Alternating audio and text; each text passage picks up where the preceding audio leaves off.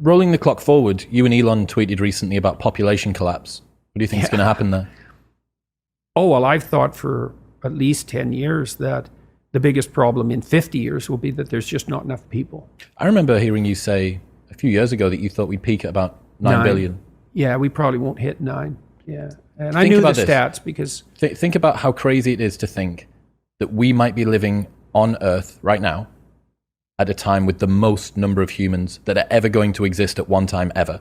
Yeah, that's highly probable. And, and the population... That blows my mind. The population collapse in developed countries is precipitous, right? It's like we fall off a cliff. Because it's the same as everyone knows this from the pandemic, the R0 number. If fewer people are reproducing, next generation you have fewer people to reproduce as fewer people are reproducing, and it... Yeah.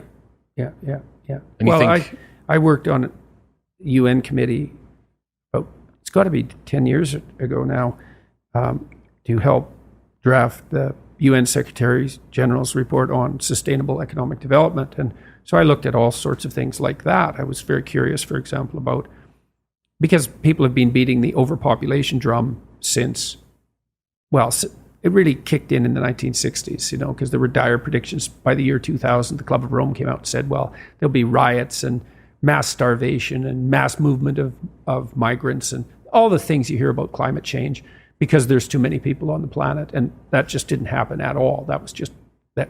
It wasn't just wrong. It was anti-true. It was absolutely wrong. What happened instead was that everyone got way richer, and the bottom section of the population in terms of economic distribution got lifted out of poverty. Inequality still exists, but that's that power law phenomenon we already talked about. Not that that's trivial. It's just unbelievably difficult to determine what to do with. There are solutions, but certainly getting rid of capitalism isn't the solution. And so I looked at population trends and first of all found, not that this is an act of genius or anything, that as soon as you educate women, the size of family shrinks precipitously, like below replacement. And that's partly because women have other options. That's a huge part. We're seeing this play out. Oh, yes. I mean, all the countries in the West are way below replacement. Korea's way below replacement. South Korea, Japan, way below replacement. Yeah. I think the number one on the planet might be Chad. Chad, the country. In terms of growth? 8 children on average. Yeah, I think Nigeria will have more people in it than China by the end of the century. So, yeah.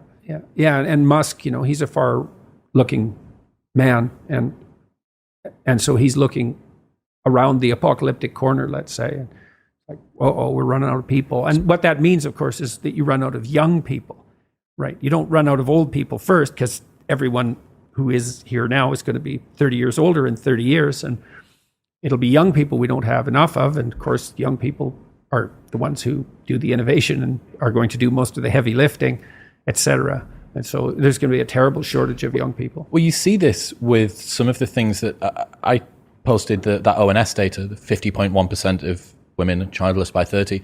And both men and women are replying to that tweet saying, well, good, there's too many people on the planet in any case. I'm thinking how this NPC midwittery is so dangerous because it makes people believe that they actually have something grounded backing up their claims. Yeah. Well, and this idea that the planet has too many people on it, there's no sentiment more implicitly genocidal than that statement. So what do you mean too many people? Exactly. And what do you mean the planet? And what do you propose to do about that exactly? Mass abortion, is that your answer? Or should we do something a little more dramatic? Maybe we'll just shame people out of having children. And I've seen people do that, literally. I saw a professor when I was at a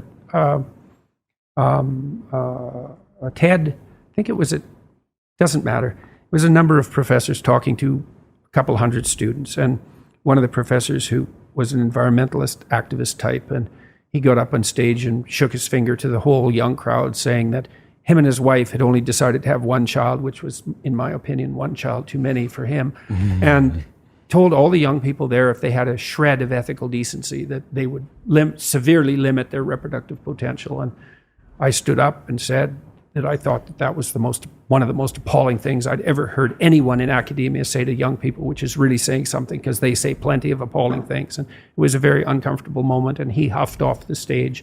But, in a frenzy, talking about how you couldn't talk about such things without being pilloried on ethical grounds. And yeah, that's for sure. You come out as a emissary of the academic establishment. You tell young people that humanity is so corrupt that they should seriously consider not propagating, because that violates the deepest of ethical norms, and you think that's a good thing and that's your right. And it was just beyond comprehension. It's beyond comprehension, but it's associated with like a deeply rooted existential self-hatred. I mean hatred at the level of humanity is like a virus on the planet, that we're a cancerous growth. Alex Epstein calls this human racism. Right. And it's that. Yeah, well, we're a cancer on the planet, unchecked growth, just like a cancer. It's like, that's us, a cancer. It's okay. We know where your heart is located. Because what's the implications for a doctrine like that? What do you do with a cancer? Cut it out. Yeah, that's for sure. Poison it or whatever. There's nothing you don't do to a cancer. So you're going to use a metaphor like that? There's too many people on the planet. You're going to use a metaphor like that? And then you're going to also decide that you're virtuous while you're using it because you're on the side of the planet, whatever the hell that means.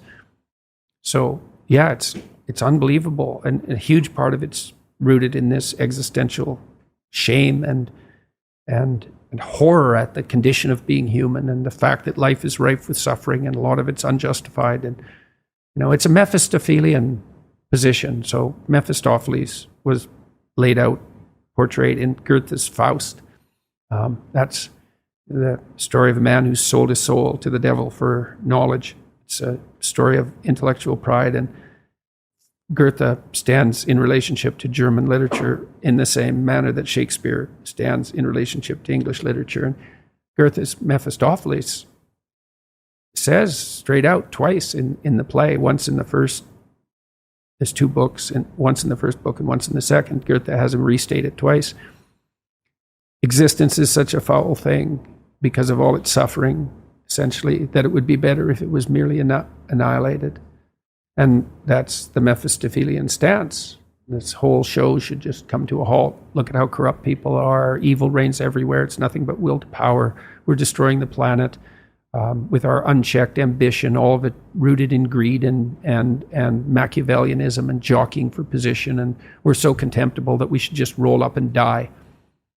And we should shame women into not having children. And we should shame men so they never manifest any planet-destroying ambition. And it's unbelievably appalling. It goes all the way down to the bottom of things. That's what's tearing our culture apart, this dispute about the nature of existence at the most fundamental level. So, and the universities have come out on the wrong side. What's happening, people? If you enjoyed that, then press here for the full, unedited episode. And don't forget to subscribe. Peace.